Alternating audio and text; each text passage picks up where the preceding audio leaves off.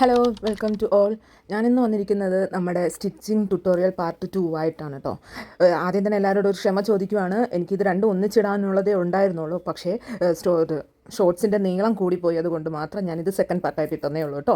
പക്ഷേ ഞാൻ first of all ഒരു കാര്യം പറയാനാണെന്നുണ്ടെങ്കിൽ, നമ്മളിത് പഠിക്കുമ്പോഴത്തേക്ക് ആദ്യം ബേസിക് മുഴുവനും അങ്ങനെ പഠിക്കണം കേട്ടോ. എങ്കിൽ തന്നെ നമുക്ക് ഇത് ഓർമ്മയിലിരുന്നാൽ മാത്രം തന്നെ നമുക്കൊരു ഡ്രസ്സ് സ്റ്റിച്ച് ചെയ്യുമ്പോഴത്തേക്കും വളരെ കൂടുതലുണ്ടാകുന്ന കൺഫ്യൂഷൻസ് നമുക്ക് കുറഞ്ഞ് കിട്ടത്തുള്ളൂ കേട്ടോ. അതുകൊണ്ടാണ് ഞാൻ ഇങ്ങനെ ബേസിക് തൊട്ടേ പറഞ്ഞു തരുന്നത് കേട്ടോ. അപ്പോൾ ഞാനൊരു സ്ലീവ് വരച്ചിട്ടൊരു സെക്കൻഡ് പാർട്ട് എന്ന് പറയുമ്പോൾ സ്ലീവാണ് കേട്ടോ. ഈ സ്ലീവ് ഞാൻ വരച്ച് തന്നെ ഞാൻ നിങ്ങൾക്ക് കാണിക്കുന്നുണ്ട്. ഇതൊരു ഫുൾ സ്ലീവിൻ്റെതാണ് കേട്ടോ. ഇതിൻ്റെ പിന്നീടുള്ള വീഡിയോയിലെല്ലാം ഹാഫ് സ്ലീവ് 3/4 സ്ലീവൊക്കെ എങ്ങനെയാണ് ചെയ്യേണ്ടതെന്നൊക്കെ ഞാൻ പറഞ്ഞുതരാമേ.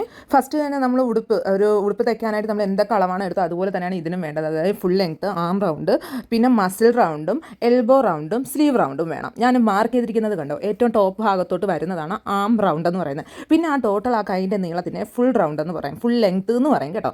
പിന്നെ നമുക്ക് വേണ്ടത് മസിൽ റൗണ്ടാണ്. ഈ മസിൽ റൗണ്ടാണ് ഞാനിവിടെ എഴുതി കാണിക്കുന്നത്. എന്താണെന്ന് പറയും, ചെസ്റ്റിൻ്റെ നേരെ, നമ്മുടെ ചെസ്റ്റിൻ്റെ നേരെ ഇരിക്കുന്ന കൈഭാഗത്തിനെയാണ് മസിൽ റൗണ്ട് എന്ന് പറയുന്നത് കേട്ടോ. അത് കഴിഞ്ഞ് എൽബോ റൗണ്ട്. എൽബോ റൗണ്ട് എല്ലാവർക്കും അറിയാലോ, നമ്മുടെ കൈ മുട്ടിനെയാണ് എൽബോ റൗണ്ട് എന്ന് പറയുന്നത്. അവിടെ അളവും എടുക്കണം.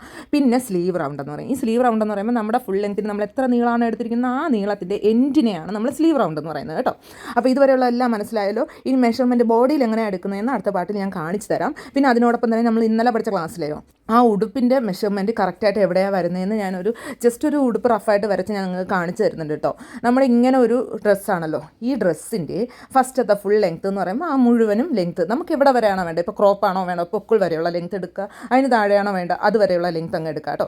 പിന്നെ ചെസ്റ്റ് എന്ന് പറയുന്നത് ഞാൻ ഇപ്പോൾ മാർക്ക് ചെയ്തിരിക്കുന്നുണ്ടല്ലോ, ഈ സെൻറ്റർ ഭാഗത്തിനെയാണ് ചെസ്റ്റ് എന്ന് പറയുന്നത്. നമ്മുടെ നെഞ്ചിൻ്റെ കക്ഷത്തിൻ്റെ ഇടയിലൂടെ എടുക്കുന്ന അളവിനെയാണ് ചെസ്റ്റ് എന്ന് പറയുന്നത്. പിന്നെ ഷോൾഡർ എന്ന് പറയുന്നത് ഞാൻ കാണിച്ചിരിക്കുന്നില്ല, നമ്മുടെ കൈ നമ്മൾ പൊക്കുമ്പോൾ എവിടെയാണ് ആ എവിടെയാണ് ഇരിക്കുന്നത് അത് തൊട്ട് മറ്റേ ഭാഗം വരെയുള്ളതിനെയാണ് ഷോൾഡർ എന്ന് പറയുന്നത്. അതിനുശേഷം നമുക്ക് വേണ്ട വേസ്റ്റ് റൗണ്ട്. വേസ്റ്റ് റൗണ്ട് നമുക്ക് പൊക്കിളിന് മുകളിലും വരുന്നുണ്ട്, അതിന് താഴെയും വരുന്നുണ്ട്. പൊക്കിളിന് മുകളിൽ വരുന്നതിന് മിഡ് വേസ്റ്റ് എന്നും പറയും, അതിന് താഴെ വരുന്നതിന് വേസ്റ്റ് റൗണ്ട് എന്നും പറയും കേട്ടോ.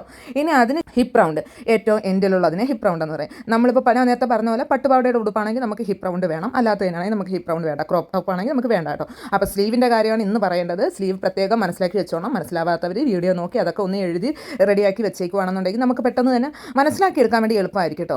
പിന്നെ അതിനുശേഷം നെക്കിൻ്റെ ലെങ്ത്ത് എങ്ങനെ എടുക്കണം, ആം റൗണ്ട് എങ്ങനെ എടുക്കണം എന്ന് കാണിച്ചു തരാം. പിന്നെ ഇതുവരെയുള്ളത് എല്ലാവർക്കും മനസ്സിലായെന്ന് വിചാരിക്കുന്നു. സ്ലീവിൻ്റെ അത് പ്രത്യേകം ശ്രദ്ധിക്കുക. ഫുൾ ലെങ്ത്ത്, ആം റൗണ്ട്, ഇത് നമ്മുടെ muscle round, elbow round, sleeve round, ഇത് ഇത്രയും എവിടെയാണ് വരുന്നത് ഞാൻ ഒരു പിക്ചർ വരച്ച് കാണിച്ചു തന്നിട്ടുണ്ട്. ഇതൊന്നും മനസ്സിലാവാത്തവരുണ്ടെങ്കിൽ എൻ്റെ അടുത്ത് കമൻറ്റ് ചെയ്ത് ചോദിച്ചാൽ മതി കേട്ടോ, ഞാൻ ഡീറ്റെയിൽ ആയിട്ട് പറഞ്ഞു തരാം. ഇന്നത്തെ ക്ലാസ് ഇഷ്ടപ്പെട്ടാൽ ലൈക്കും ഷെയറും സബ്സ്ക്രൈബും ചെയ്യാൻ മറക്കരുത്. അപ്പോൾ ഇന്നത്തെ വാചകടി അവസാനിച്ചു. ബൈ.